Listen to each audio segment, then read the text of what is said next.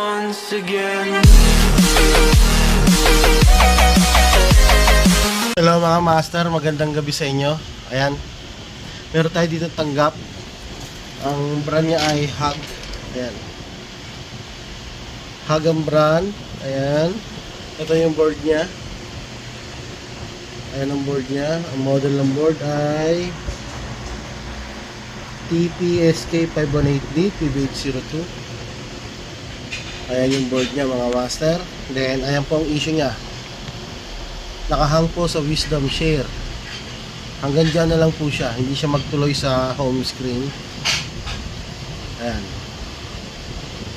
Nakahang po siya sa Wisdom Share. Okay, ulitin ko. Pakita ko sa inyo yung problema nito. Ayan. Power on. Okay, power on natin.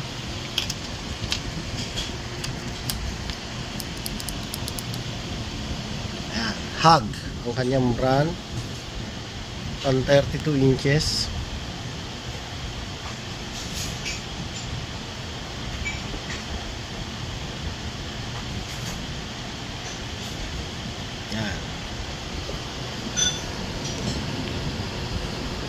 Yan ang kanyang issue. Nakahang sa Wisdom Share.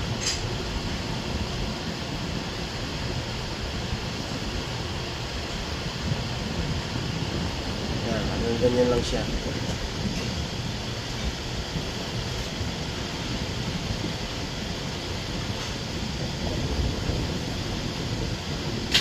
Yan. Hindi na siya magtuloy-tuloy. Na-stuck na siya dyan sa Wisdom Share. Okay, so ang board na to pinadala sa atin ng co-technician natin. Ayan, pinadala po dito sa atin yung kanyang board para mapaprogram. Ayan po. Ayan, 2 minutes na nakakalipas hanggang ngayon. 2 minutes, almost 1 minute na nakalipas hanggang ngayon Wisdom Share pa rin siya. Ayan, naka-power on yan. Hindi siya magtuloy. Okay, so prepare ko ang programmer natin para ma-program po itong board na to. Ito mga master, nag-connect tayo ng tatlong wire dito. Kasi ito ang UART port niya. Ayan, kung makikita nyo, nakasulat. Ayan yung UART niya. May mga line dyan, RX, then TX, then ground. Ayan po. So ayan yung line niya, nag-connect tayo ng tatlong wire, ground, RX, TX. Then, kukunik tayo sa ating programmer. Ayan po. Kuha tayo ng isang tuloy natin mga master. Ito na yung tatlong wire na kinunik ko sa ilalim ng board. Ayan, kung makikita nyo, ayan, tatlong wire yan. Connected sa ilalim ng board. Then ito, kukunik ko sa ating programmer, F. Si RTH09F, ayan. Then kakabit ko rin sa ating programmer. Okay. Then pagkakabit natin sa ating programmer, bubuksan po natin yung ating computer. Ayan, magbubukas tayo ng application.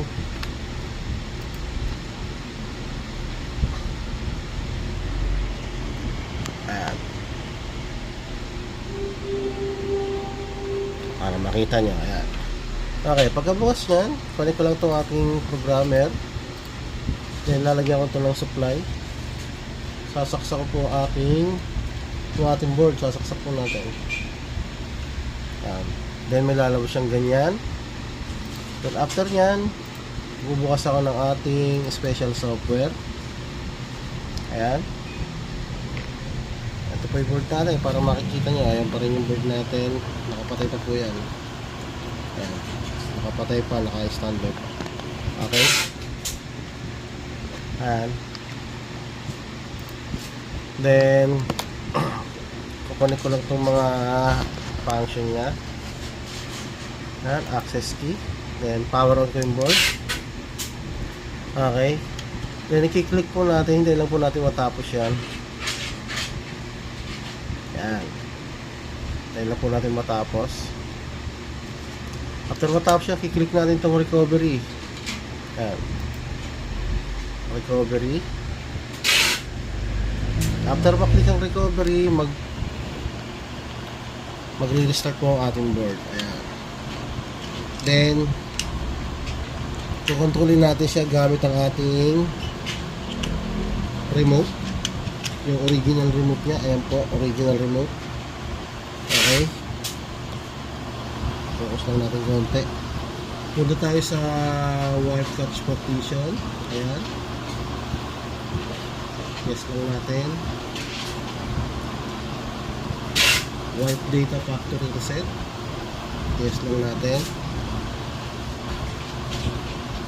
Okay, then reboot lang natin. Ayan. After ma-reboot, hintayin lang po natin yan mag-open.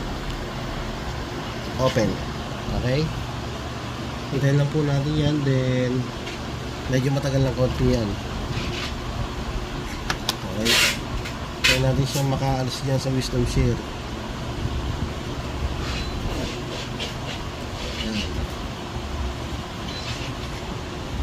Medyo matagal-tagal po na konti, pero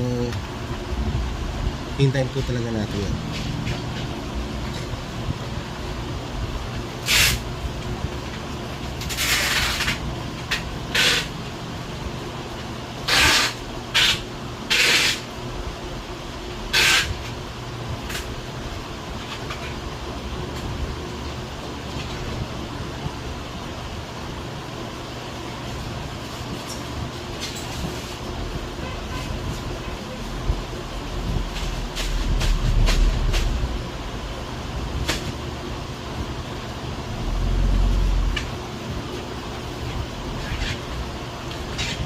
Ayan mga master, nakalagpas na siya sa wisdom share.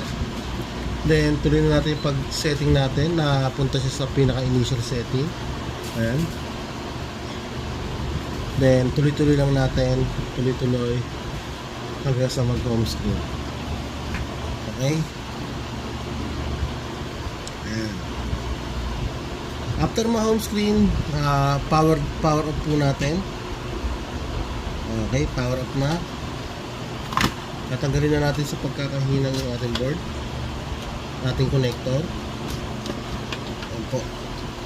Makikita niya, ayan, medyo maano lang yung ating camera. Tanggalin na po natin yan. Ayan.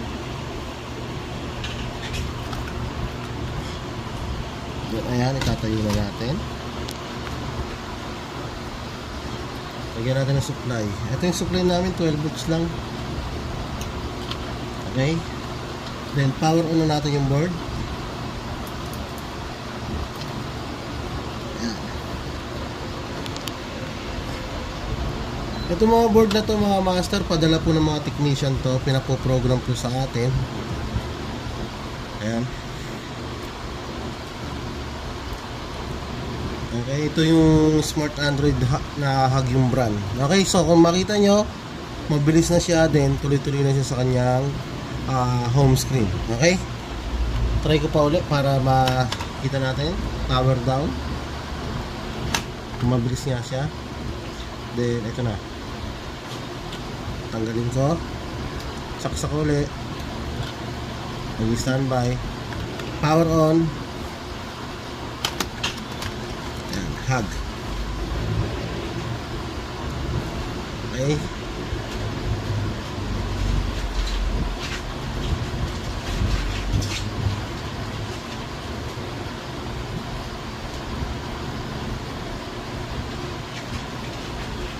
Okay.